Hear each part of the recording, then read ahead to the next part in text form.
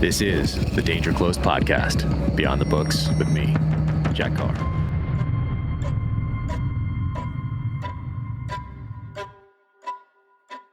Welcome to the Danger Close podcast, an Ironclad original presented by Navy Federal Credit Union. Today is a listener Q&A. So if you're not following Danger Close podcast on Instagram, that is where we usually get these questions from. So follow Danger Close podcast on Instagram, and every now and again, we'll throw up a listener question post, and you can submit your questions right there. With your affinity for Magnum PI, should we picture Tom Selleck as Thomas Reese? Maybe. Good catch. Here's another one. I know you've said you always wanted to be a SEAL and a writer. You never seem to blur lines, meaning whatever your job is, then that's your focus. While you were a SEAL, did you ever write a short story or something of the sort you may one day print or share? I did not. I continued reading, of course, studying warfare. That's what I've always done my entire life. So anything new that was coming out on the academic side of the house or on a lessons learned after action review side of the house, I would read because that's what I thought that I owed my profession. That's what I owed the guys to my right and left, owed those who I was leading into combat, what I owed the mission, the country, what I owed those guys' families that I was taking downrange.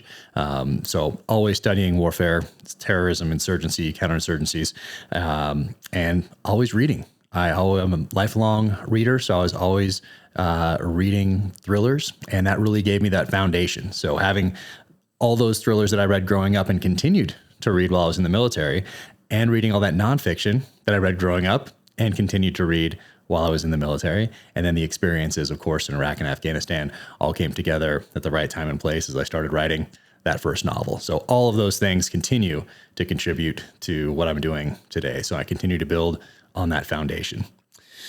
Let's see here. If a sniper or SEAL who has never hunted deer or other game would go hunting, would they be inherently successful? Do those skills transfer, or is there a learning curve? I think there is a learning curve. And about 2000, we started doing these sniper sustainment trips, meaning we would take guys who had passed sniper school out, essentially, on hunts.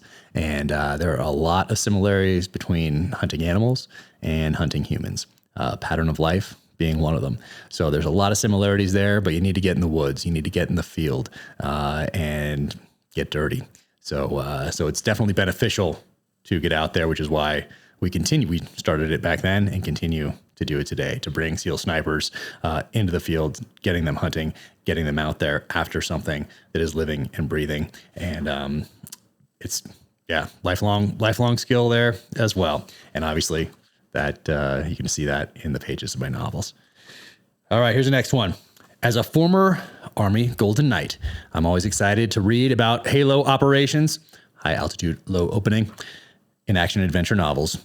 Is there any chance we will read about James Reese doing a Halo insertion in future novels? It is a possibility. I have a hey-ho in Savage Sun, my third novel. That's a high altitude, high opening out of a Gulf Stream. So that's in that one. So you can go to Savage Sun, check that out. But a Halo, I'd say that's a possibility. We'll see. Here we go. What are your thoughts on a good brand and model of a 10 millimeter handgun? Partial to 1911 style. Do you have any experience with other 10 millimeters? I really like the Dan Wesson. That's a really good 10 millimeter 1911 style pistol. So I would definitely check those out. I'm sure there's a lot of other ones out there as well. I read all your books before the Prime video series came out. Loved the books and Prime series both. Has being involved in the on-screen production of The Terminal List changed or influenced your writing on the next novel? So it actually influenced the one that I was writing during that process. So In the Blood, if you read it with that in mind, you'll be able to notice a few things that influenced me from the show. So if you watch the show and then read In the Blood, I think you'll be able to tell where that influence lies. And it does. In the one that I'm writing right now in book 6, title still classified, there are definitely things from screenwriting and from that process and what the actors brought to these different characters that that's influencing this next book. So that's a yes. 2-part question. If you could only purchase one AR style rifle, only one? This is going to be a tough one. What would it be? Along with that, what is your choice of an affordable AR rifle? I think everybody needs an AR, of course. And I have a few. I'm very fortunate enough that I have a few of these things set up in different ways. I'll pull one out at some point, take a picture of everything. Regardless of what AR you get, definitely recommend putting a red dot sight on there, some sort of an optic on there, sling and a light, like those 3 things. Get those on your AR. The Bravo Company stuff is really good. There's a bunch of great AR manufacturers out there. The Bravo Company stuff is what I've gotten my last few ARs. So, yeah, check out their website, check out their Instagram. They have some great Instagram photos up there as well. So I'd recommend that. Affordable AR, are they affordable? I mean, everything's relative, right? But they're a little pricey, I think, I would guess, but they're very high quality. Really like them. You know what I also love? And I don't think they're that expensive, is the SIG AR. And I took one out to Thunder Ranch, and I ran it out at Thunder Ranch. I just threw a red dot. Actually, I put a SIG red dot optic on there as well, because I wanted to test that whole platform. And I threw a light on there, threw a sling on there. But it was awesome. I would have no problem defending myself, defending my family with that. And I think it's one of the Tread line ARs from SIG, and I think it's relatively affordable, but you can trust it right out of the box. I gave it the run and put that red dot optic on there, and it was awesome, ran flawlessly, and I was super impressed with it. So you don't have to get distracted by some of those more heftier price tag type ARs. You can get something that works, but more importantly, go and get that training. So what was important about what I just said is that I went to Thunder Ranch and I gave it a run out there. Thunder Ranch by Clint Smith in Oregon. You can check out our podcast that we did together. One of the first ones. I think it was the second podcast that I ever dropped with Clint Smith. But most importantly, get that training. Know your capabilities and your limitations with your chosen weapon system. So highly recommend an AR, highly recommend putting those things on there.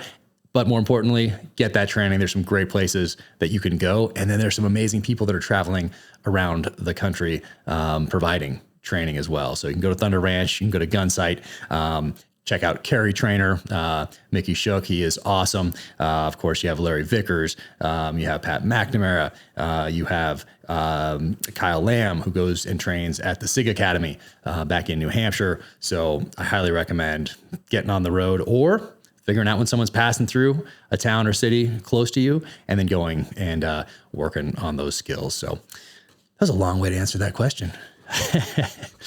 Here we go.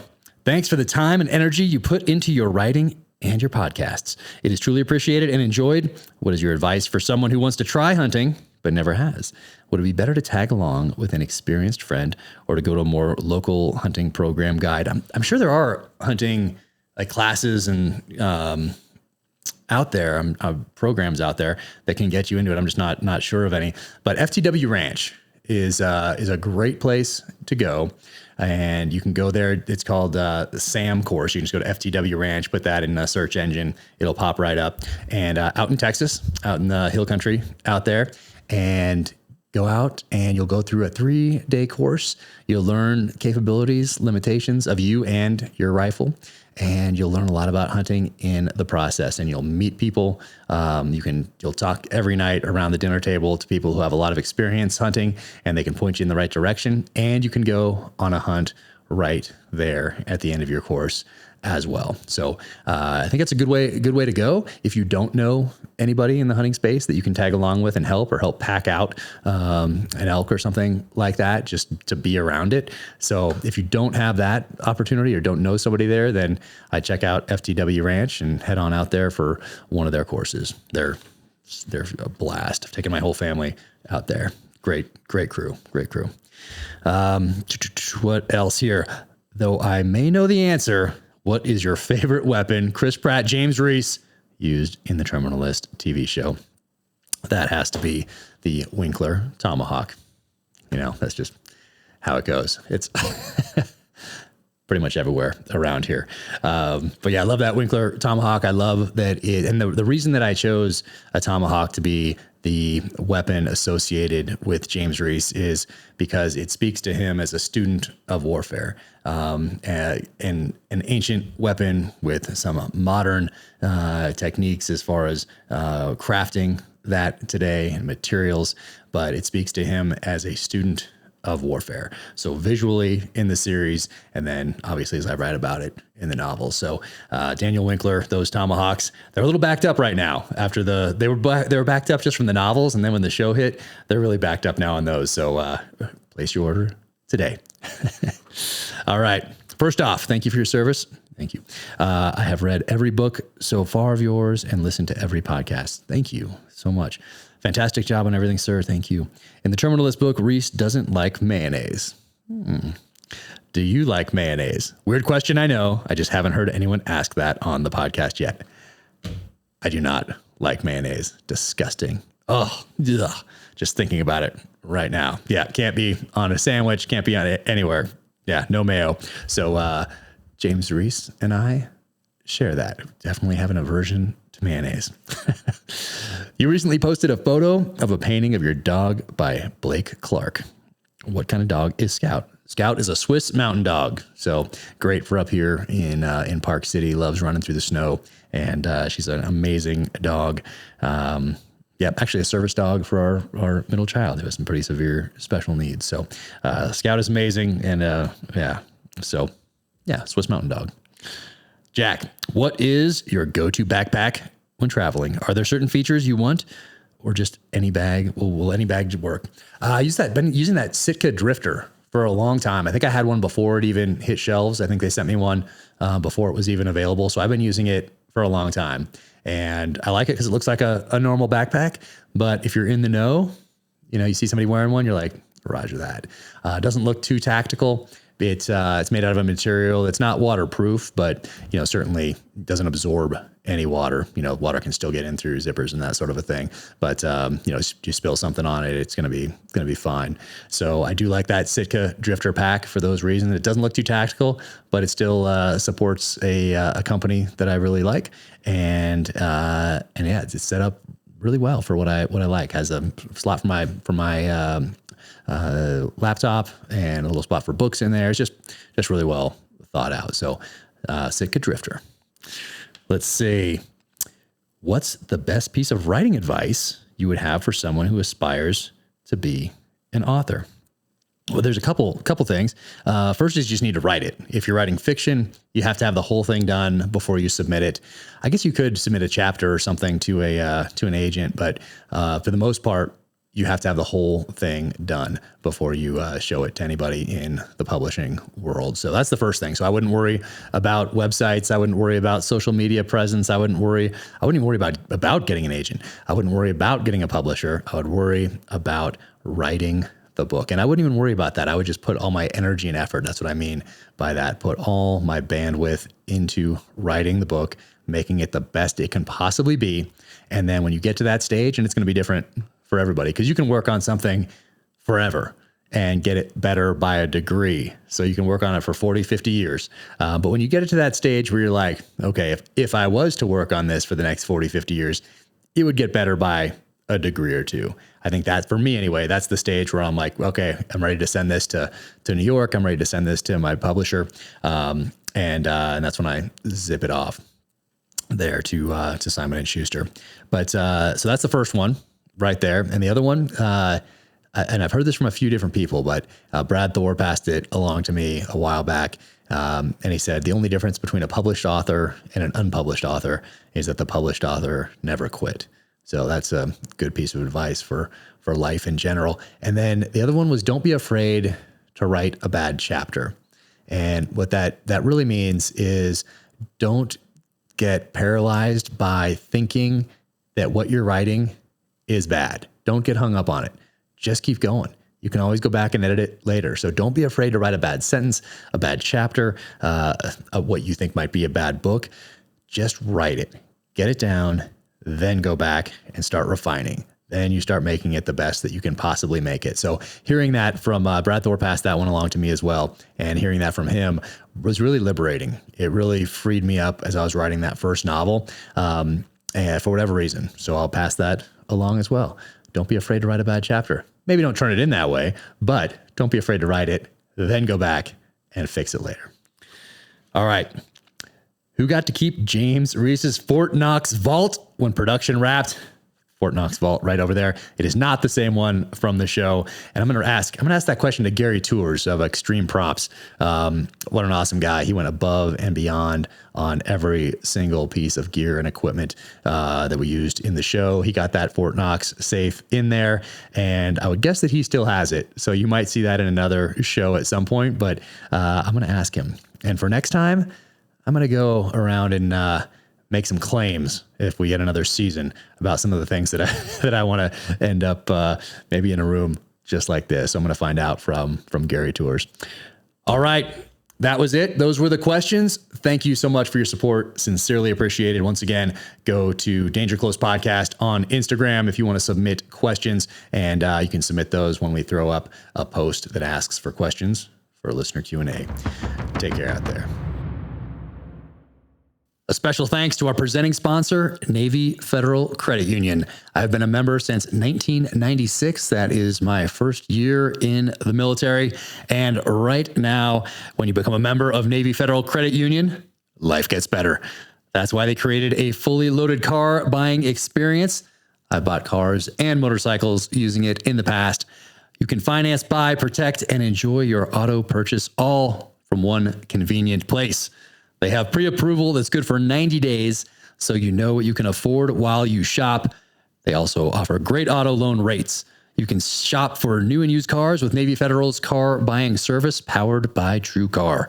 You can also get exclusive member savings with Carfax, SiriusXM, and more. They're always available with 24/7 member service representatives to answer any questions. Learn more at NavyFederal.org/car buying. Credit and collateral subject to approval. Navy Federal Credit Union is federally insured by NCUA. Check them out, NavyFederal.org. I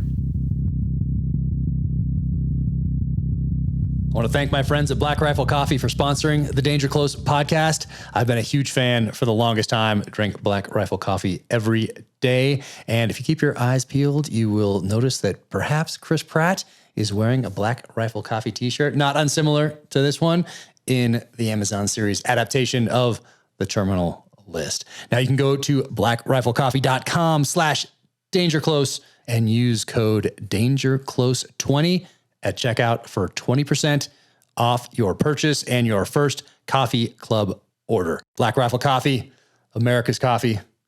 Keep crushing.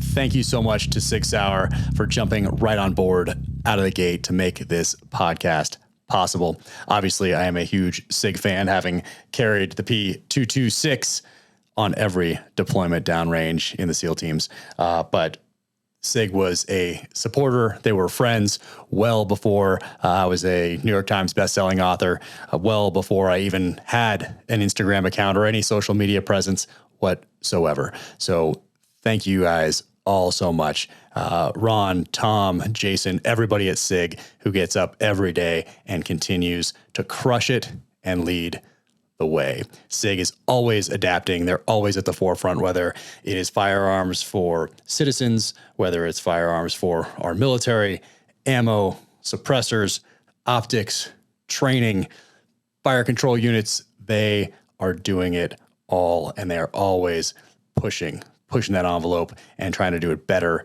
each and every day through innovation and adaptation. They crush. So thank you so much for that friendship and support. It will never be forgotten.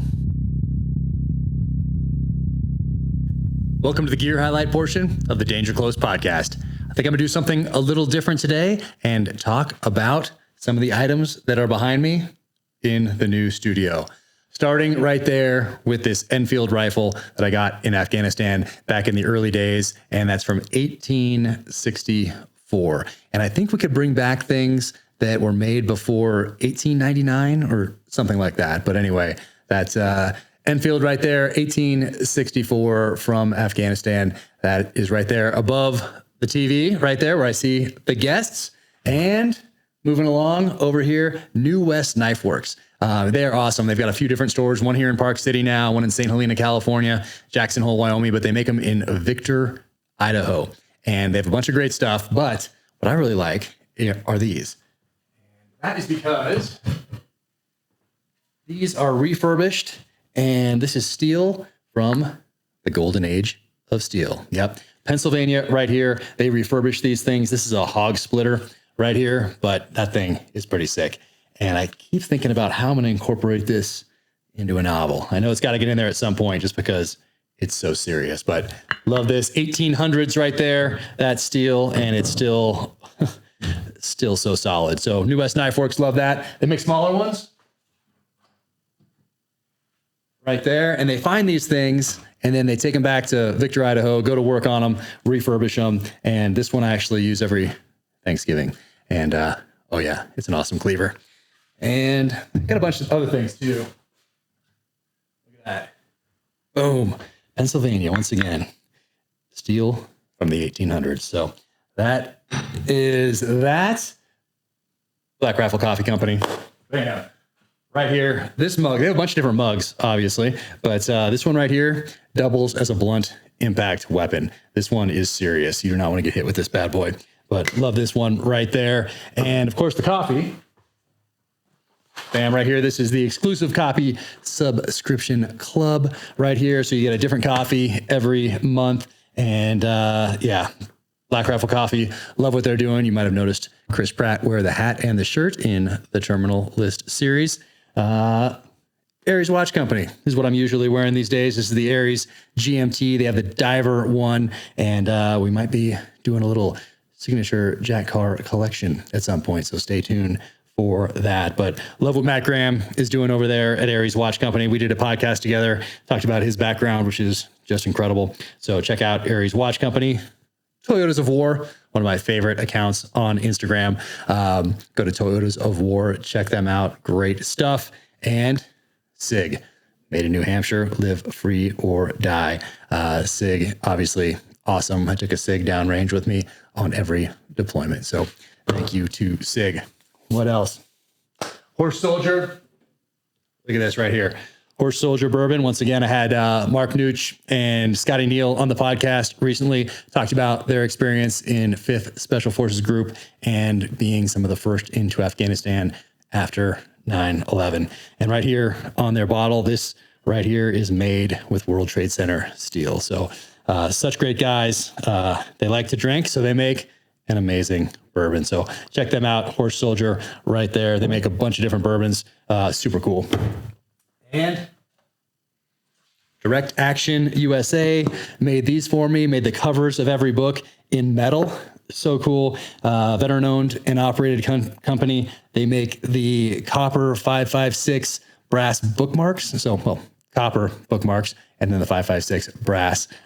So you can check those out. Officialjackcar.com. They make a bunch of other amazing things and great people too, but they got me these as gifts, and that is just too cool. So Direct Action USA, thank you so much. These are awesome. Love them. And Hooten Young.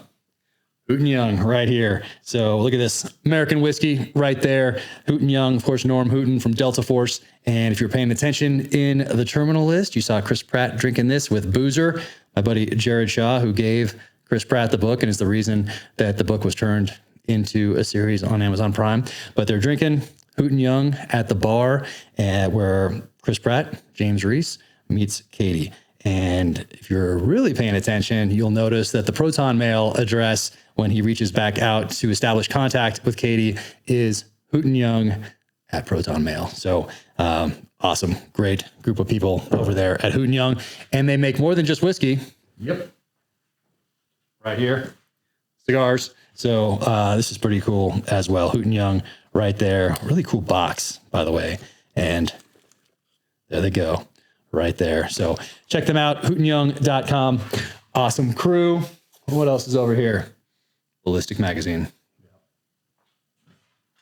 right here. This is really cool. Ballistics Best 2021 Editors Select Best Tactical Fiction Author. So that right there is super cool. Nick Seifert over there at Athlon Outdoors. Thank you guys. Thank you everybody at Ballistics. So that is up there behind me as well as I'm doing the podcast. And there it is. All right.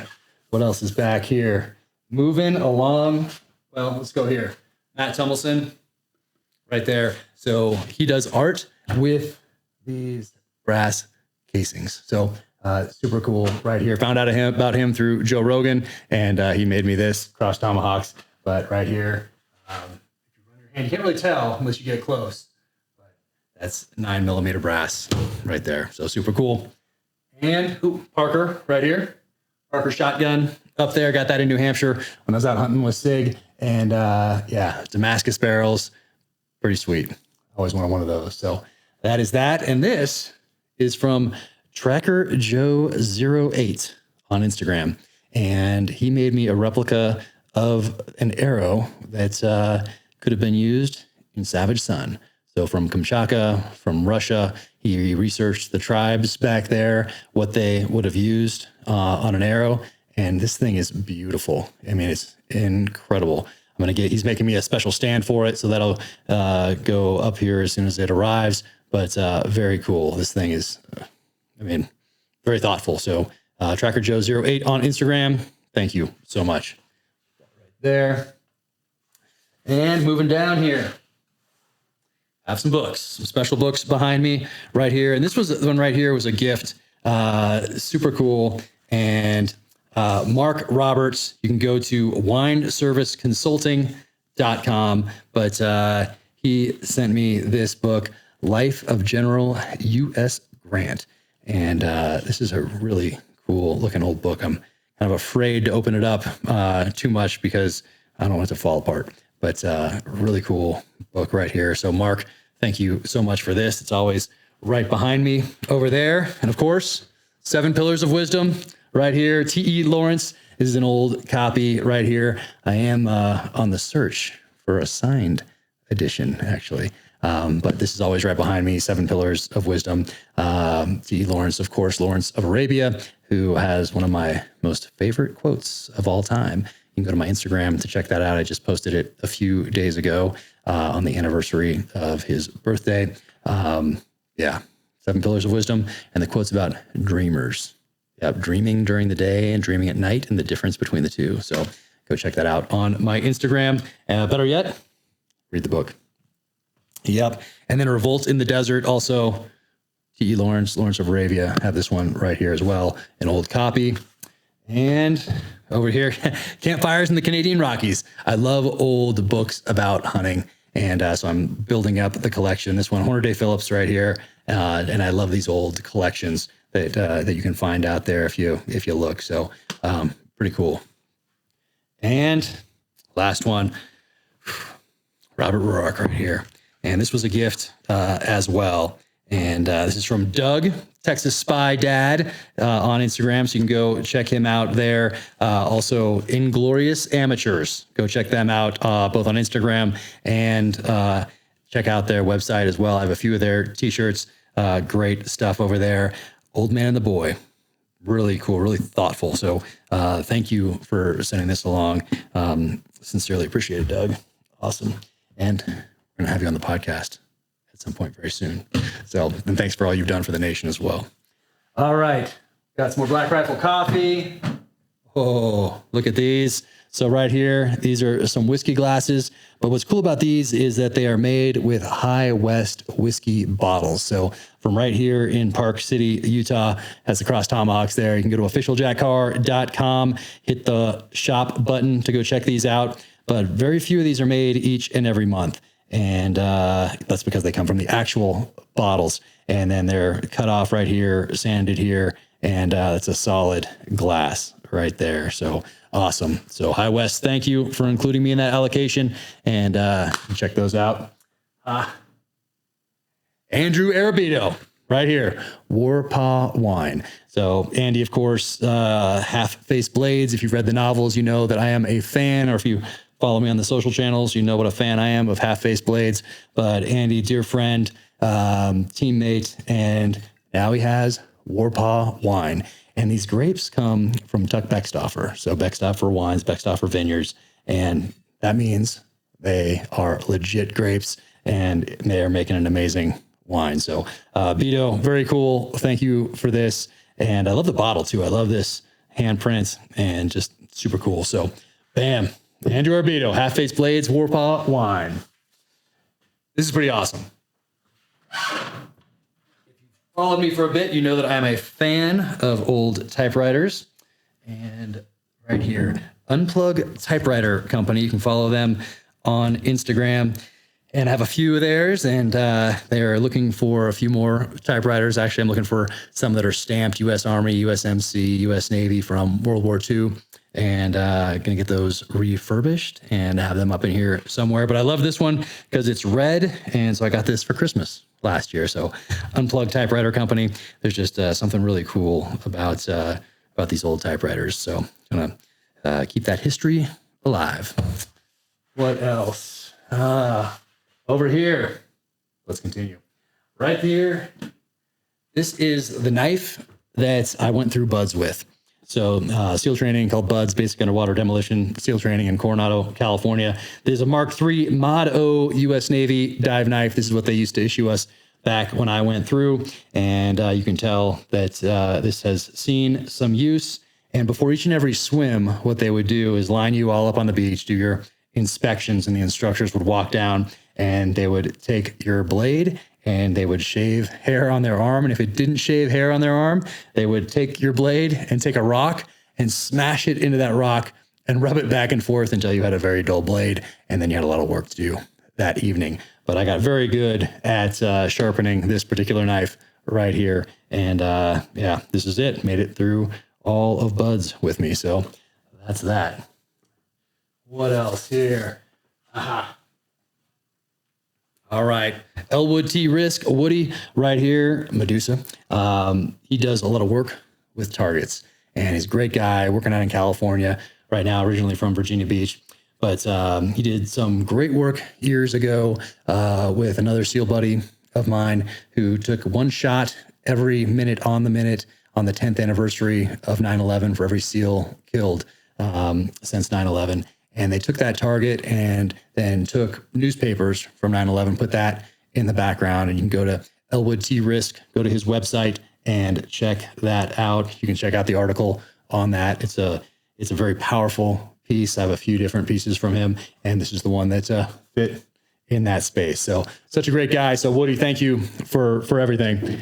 Super cool. Got to go visit him while we were filming the Terminal List out in LA. So it was cool to catch up in person. Here we go. Man, Black Rifle coffee again, actual coffee right there. I don't think you can get this anymore. This is the Terminal List coffee. The Black Rifle coffee did with Amazon and had all the proceeds go to veteran focused organizations. So that was really cool. I think it sold out fairly quickly, but I have a couple bags. So that's cool. And then here we go. My revenge blend right there. Because what better way is there to start the day than with a little revenge? What else? Coffee cups over there.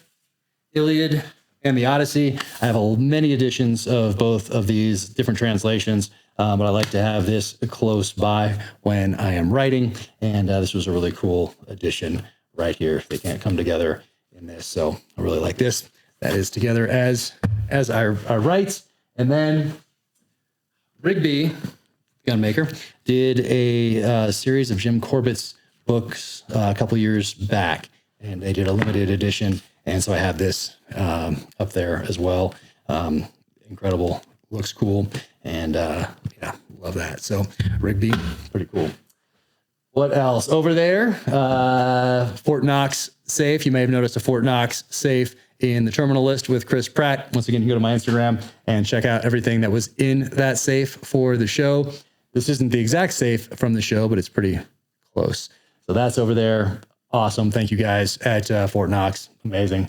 And up there is a skull from a brown bear from Kamchatka, Russia. Went out there, they did a little research, for Savage Son. And for that whole story, you can tune into my first time on Joe Rogan. We talk about that experience with that particular bear. And Quarantine Woodworks up there. Awesome. You can catch a little bit of that flag right there. Check out Quarantine Woodworks on Instagram and see what he has going on. And then the Seal Family Foundation with the paddle. Appreciate everything that you do for seals and their families.